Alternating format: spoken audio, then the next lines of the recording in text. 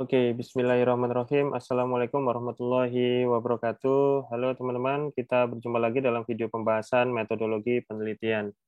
Dan alhamdulillah hari ini kita tetap diberi kesehatan oleh Allah Subhanahu wa taala sehingga kita bisa terus-menerus belajar dan menambah pengetahuan. Nah, topik kita hari ini adalah tentang penyusunan kuesioner penelitian dengan fokus pembahasan pada kuesioner dan isinya, kemudian penggunaan bahasa dan jenis kuesioner, lalu susunan kuesioner, pengumpulan data dengan kuesioner, dan uji coba kuesioner. Nah, oke, bagi teman-teman semuanya yang belum subscribe, silahkan subscribe agar tidak ketinggalan video-video sharing dari channel ini. Dan semoga teman-teman semuanya memiliki hari yang indah hari ini ya. So, let's get started. Nah, pertama yang akan kita bahas adalah tentang konsep kuesioner. Nah, pada penelitian survei, penggunaan kuesioner atau daftar pertanyaan merupakan hal yang utama untuk pengumpulan data. Hasil dari kuesioner ini tentu bisa menjelma dalam angka-angka, tabel-tabel, analisa statistik, dan uraian serta kesimpulan hasil penelitian. Dari hasil kuesioner tersebut dapat digunakan untuk menganalisis data, baik secara kuantitatif ataupun secara kualitatif. Isi utama dari pengumpulan data adalah penggunaan daftar pertanyaan atau kuesioner. Hasil jawaban survei bisa diubah menjadi angka, tabel analisis statistik, dan temuan penelitian. Hasil tersebut dapat digunakan untuk analisis data kuantitatif dan kualitatif dari hasil kuesioner. Nah, memperoleh informasi yang berkaitan dengan tujuan survei dan mendapatkan informasi dengan reliabilitas dan validitas maksimum merupakan tujuan utama dari pelaksanaan penelitian.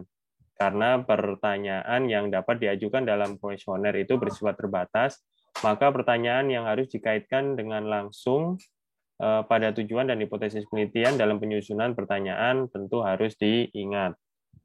Nah, pertanyaan-pertanyaan dalam kuesioner dapat diperjelas jika variabel yang akan diukur juga bersifat jelas.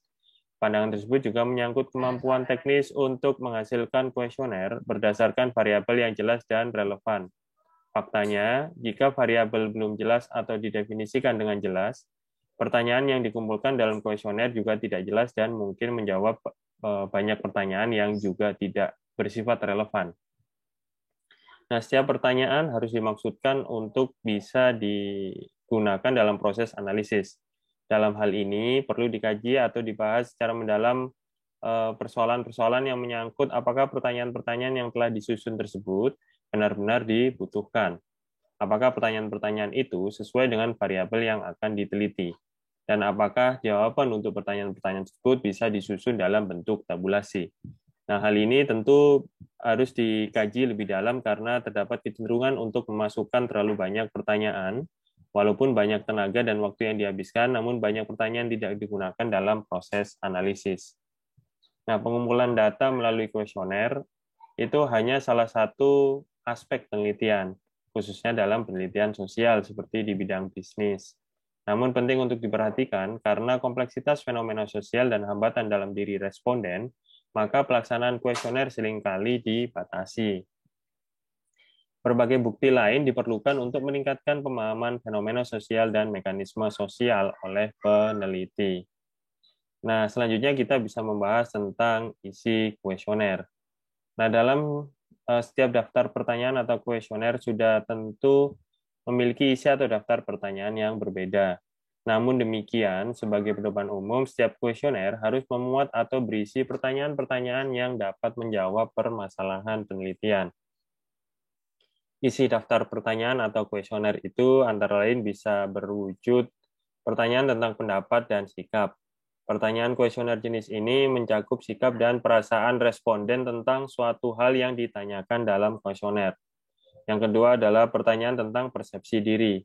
Pertanyaan ini diberikan untuk mengungkapkan persepsi responden terhadap diri dalam hubungan dengan aspek-aspek kehidupan di sekitarnya. Kemudian pertanyaan tentang fakta dapat berisi fakta-fakta tentang usia, tingkat pendidikan, status pernikahan, agama, ataupun informasi penting lain yang dibutuhkan dalam analisis data.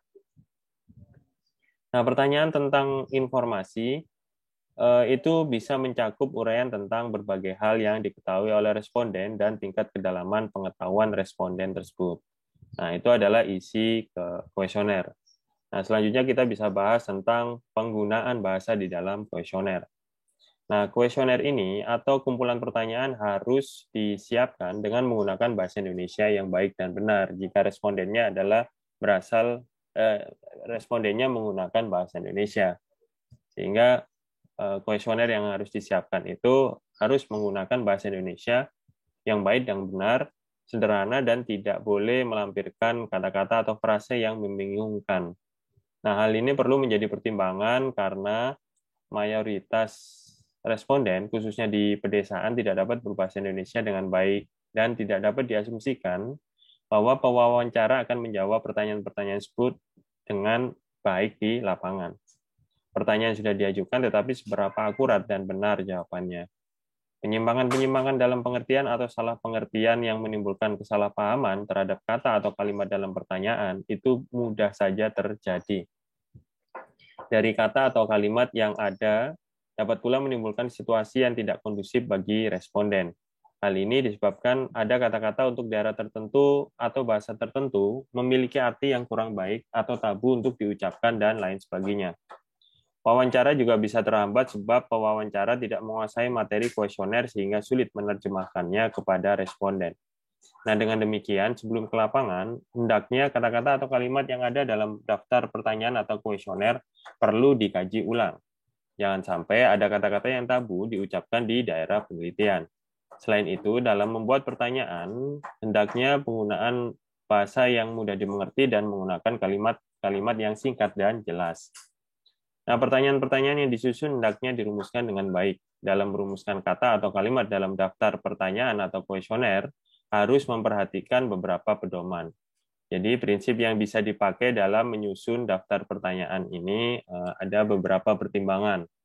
Yang tercatat dalam catatan saya itu ada 5. Yang pertama adalah pertanyaan di dalam kuesioner harus tersusun dalam struktur kalimat yang sederhana dengan susunan kata-kata yang mudah dipahami oleh seluruh responden dan tidak dibutuhkan istilah-istilah yang terkesan terlalu canggih, namun responden tidak memahami maksud dari kuesioner tersebut.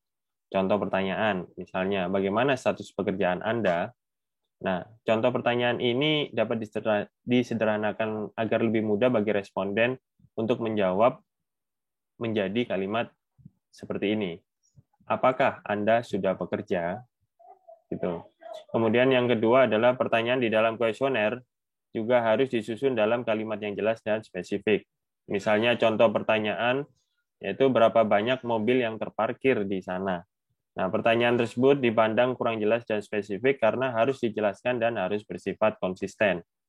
Nah, pertanyaan di dalam kuesioner juga tidak diperkenankan mengandung pengertian yang beragam sehingga memerlukan lebih dari satu jawaban. Kemudian yang keempat adalah pertanyaan di dalam kuesioner juga harus disusun secara efektif sehingga tidak menimbulkan persepsi sugesti. Contoh pertanyaannya adalah apakah Anda lebih suka menonton drama Korea daripada acara televisi yang lain? Nah, ini memunculkan aspek subjektivitas. Kemudian yang kelima, pertanyaan di dalam kuesioner juga diupayakan bisa berlaku untuk seluruh responden. Contoh pertanyaannya, apakah jenis pekerjaan Anda saat ini? Nah, pertanyaan tersebut tentu tidak cocok untuk responden yang sedang tidak memiliki pekerjaan, sehingga lebih tepat jika dimulai dengan pertanyaan awal sebagai berikut. Nah, apakah saat ini Anda memiliki pekerjaan? Jika responden menjawab ya, memiliki pekerjaan, maka bisa diikuti dengan pertanyaan lanjutan sebagai berikut. Apa jenis pekerjaan Anda saat ini? Nah, yang selanjutnya kita bisa menjawab tentang membahas tentang jenis kuesioner. Nah, seperti yang diuraikan sebelumnya bahwa kuesioner berisi berbagai macam pertanyaan tertulis untuk dipakai dalam mengumpulkan informasi penting bagi penelitian. Daftar pertanyaan itu dapat berupa data tentang pribadi responden ataupun hal-hal yang dipahami atau diketahui. Nah, kuesioner dapat dibedakan dalam beberapa bentuk atau jenis. Jenis kuesioner dapat dirinci menurut cara menjawab, jawaban yang diberikan, dan bentuknya. Jadi yang pertama, jenis kuesioner berdasarkan cara menjawab. Berdasarkan cara menjawab, kuesioner atau daftar pertanyaan dapat dibagi menjadi kuesioner tertutup dan kuesioner terbuka, serta kuesioner kombinasi dan kuesioner semi terbuka. Nah, di dalam kuesioner tertutup merupakan jenis kuesioner yang berisi beragam pertanyaan yang tertutup dengan pilihan jawaban yang sudah disediakan oleh peneliti dan responden tidak disediakan pilihan untuk memberikan jawaban di luar pilihan jawaban yang telah disediakan. Sebagai contoh, ada pertanyaan, apakah Anda sudah sarapan pagi ini? Pilihan jawaban yang pertama adalah sudah sarapan, dan yang kedua adalah belum sarapan. Lalu jenis kuesioner yang kedua adalah kuesioner terbuka.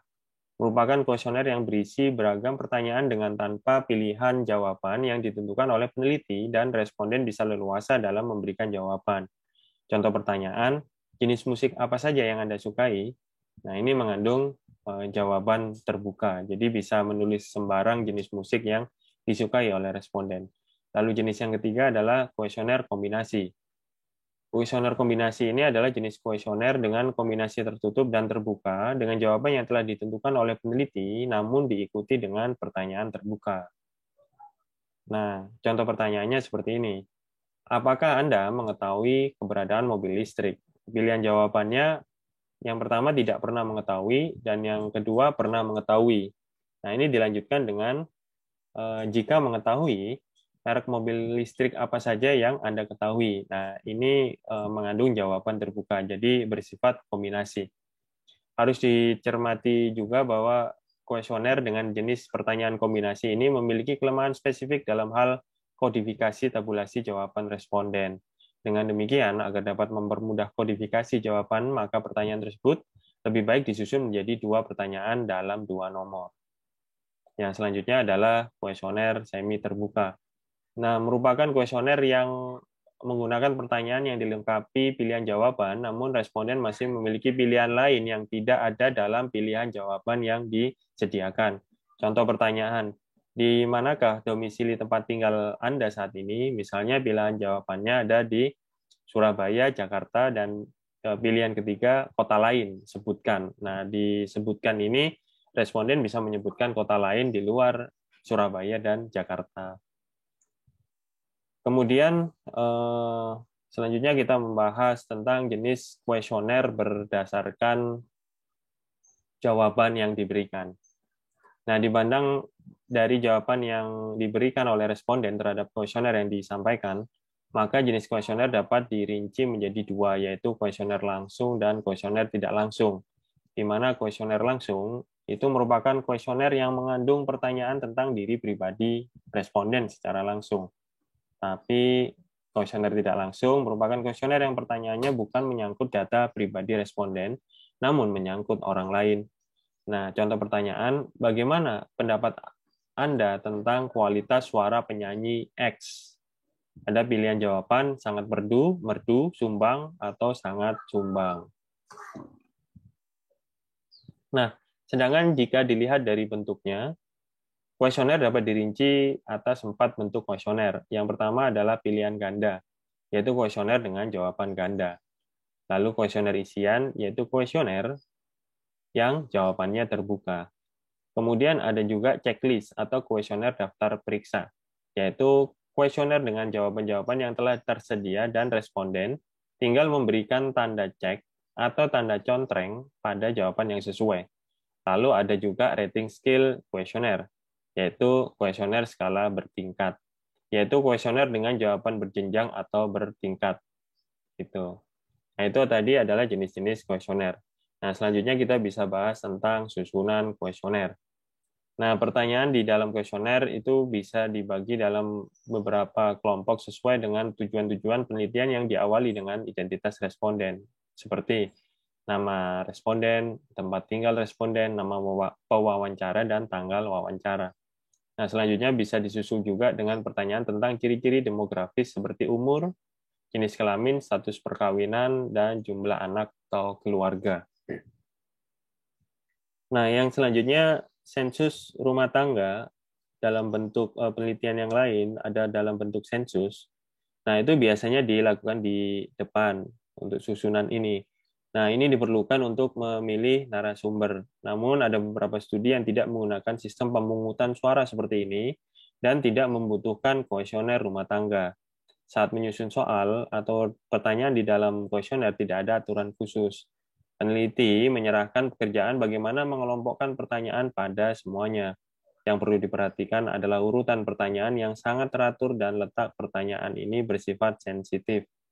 Pertanyaan sensitif tidak akan didahulukan karena akan langsung mempengaruhi mood wawancara. Biasanya, jenis pertanyaan ini diletakkan di bagian belakang, bukan di bagian akhir, agar wawancara tidak terasa buruk. Begitu. Nah, itu tadi adalah susunan kuesioner. Lalu selanjutnya pengumpulan data dengan kuesioner. Nah, penggunaan daftar pertanyaan atau kuesioner untuk mengumpulkan data memberikan beberapa keuntungan dan ada juga kelemahannya. Yang pertama, kita bisa bahas keuntungan menggunakan kuesioner, yaitu bisa dibagikan ke banyak orang responden secara serentak. Bisa dijawab oleh responden sesuai dengan waktu luang yang dimilikinya dan sesuai kemampuan serta kecepatannya dalam menjawab. Jadi lebih bersifat fleksibel. Lalu tidak membutuhkan keberadaan peneliti di hadapan masing-masing responden. Dan yang keempat, memiliki daftar pertanyaan yang sama untuk setiap responden sehingga tidak terjadi pengukuran yang berbeda. Dan kuesioner juga memiliki kelemahan, yaitu kemauan dan kesediaan responden dalam mengisi kuesioner itu seringkali tidak dapat dikontrol oleh peneliti sehingga jawaban responden cenderung tidak sesuai yang diharapkan. Bisa jadi responden tidak teliti dalam memberikan jawaban atau responden tidak sungguh-sungguh dalam menjawab. Cenderung memiliki validitas yang rendah jika tenaga survei atau enumator ya atau validator atau surveyor yang melaksanakan survei tidak memiliki pengalaman yang memadai. Kemudian yang ketiga adalah kuesioner yang dikirimkan melalui pos itu seringkali tidak dikembalikan oleh responden. Walaupun sekarang pos juga seringkali tidak digunakan dalam penyebaran responden, penyebaran kuesioner kepada responden. Nah, yang selanjutnya adalah pengumpulan data kuesioner. Nah, pengumpulan data kuesioner ini bisa dilakukan dengan cara langsung ataupun cara tidak langsung. Nah, di mana cara langsung ini cara penggunaan daftar pertanyaan yang lebih efektif adalah apabila pengisian jawabannya dilakukan di universitas atau sekolah di mana para mahasiswa atau para muridnya diminta untuk menjadi responden. Dalam keadaan ini, peneliti bisa menjelaskan petunjuk-petunjuk tentang cara mengisi jawaban atas pertanyaan di dalam kuesioner dengan tidak mempengaruhi jawaban responden untuk mengisi jawaban tertentu. Kemudian yang selanjutnya adalah cara tidak langsung. Nah, cara tidak langsung ini merupakan cara yang paling mudah dengan mengirimkan daftar pertanyaan tersebut kepada orang-orang yang dianggap sesuai dan relevan untuk diikutsertakan dalam penelitian dengan harapan mereka ini bisa menulis jawaban-jawaban tersebut kepada peneliti. Jadi seperti itu pengumpulan data dengan kuesioner. Nah, selanjutnya topik terakhir dari pembahasan video kali ini adalah tentang uji coba kuesioner. Nah, di dalam uji coba kuesioner, setelah daftar pertanyaan disusun dengan lengkap, maka mulailah daftar pertanyaan tersebut digunakan untuk mendapatkan keterangan dari warga masyarakat yang menjadi objek penelitian atau responden. Namun, betapapun cermat dan telitinya penyusunan pertanyaan-pertanyaan agar dapat memancing jawaban-jawaban yang tepat yang dikehendaki, kadangkala terasa bahwa daftar pertanyaan itu masih memiliki kekurangan atau kelemahan yang dapat menurunkan derajat empiris dari sebuah aktivitas penelitian. Nah, untuk mengatasi kelemahan dan kesalahan dalam pengumpulan data melalui kuesioner, maka perlu dilakukan pengujian terlebih dahulu atau disebut dengan pretest terhadap kuesioner yang disusun. Nah, pretest ini diselenggarakan dengan tujuan untuk menyempurnakan kuesioner yang digunakan sebagai instrumen penelitian sehingga dapat diidentifikasi aspek-aspek yang memerlukan pertimbangan. Seperti bisa jadi terdapat beberapa pertanyaan yang perlu dihapus karena pertanyaan tersebut ternyata tidak relevan untuk sasaran responden yang diteliti. Yang kedua, bisa jadi perlu menambahkan beberapa pertanyaan karena ada kemungkinan terdapat pertanyaan-pertanyaan lain yang belum dimasukkan ke dalam kuesioner namun memiliki unsur informasi yang penting. Lalu yang ketiga, bisa jadi terdapat beberapa pertanyaan yang tidak dipahami dengan baik oleh responden, sehingga peneliti perlu mencari cara untuk menyampaikan pertanyaan tersebut secara sederhana. Tuh. Nah, sebagai contoh, apakah dengan menambahkan oli super bisa memperlancar aliran bahan bakar di mesin mobil Anda? Nah, pertanyaan tersebut dapat menimbulkan keraguan apakah responden bisa mendeteksi aliran bahan bakar di mesin mobilnya. Terus kemudian yang selanjutnya, bisa jadi terdapat kebutuhan untuk mengubah urutan pertanyaan di bagian kuesioner. Seperti itu. Kemudian yang selanjutnya, yang kelima adalah bisa juga diperlukan mengubah kalimat pertanyaan agar terkesan lebih lunak atau bisa lebih dipahami untuk aspek-aspek yang sensitif, seperti itu. Lalu yang terakhir, yang keenam adalah bisa jadi dibutuhkan pengurangan jumlah pertanyaan untuk mempersingkat waktu pengerjaan kuesioner oleh responden. Karena ketika responden merasa lelah dapat mempengaruhi mood responden dalam memberikan jawaban pada kuesioner penelitian. Oleh sebab itu, dengan adanya pengurangan pertanyaan yang bisa mempersingkat waktu pengerjaan diharapkan dapat menjaga mood responden sehingga dapat menjaga konsistensi jawaban dari responden. Jadi itu tadi adalah uji coba kuesioner. Nah, selanjutnya question of the day. Tulislah di kolom komentar atas pertanyaan-pertanyaan pembahasan dalam video ini. Pertanyaan pertama adalah bagaimana cara peneliti dapat memastikan bahwa kuesioner yang dipakai bisa menjaring data-data yang valid dan reliable. Lalu pertanyaan kedua, bagaimana cara peneliti untuk dapat menyusun kuesioner agar dapat lebih mudah dalam memahaminya. Oke, teman-teman, terima kasih sudah mengikuti video sharing ini sampai habis ya. Ingat untuk subscribe dan nyalakan tanda loncengnya agar teman-teman bisa memperoleh notifikasi updatean terbaru dari channel ini. Oke, semoga bermanfaat dan sampai jumpa di video-video selanjutnya. Wabillahi taufiq walhidayah. Wassalamualaikum warahmatullahi wabarakatuh.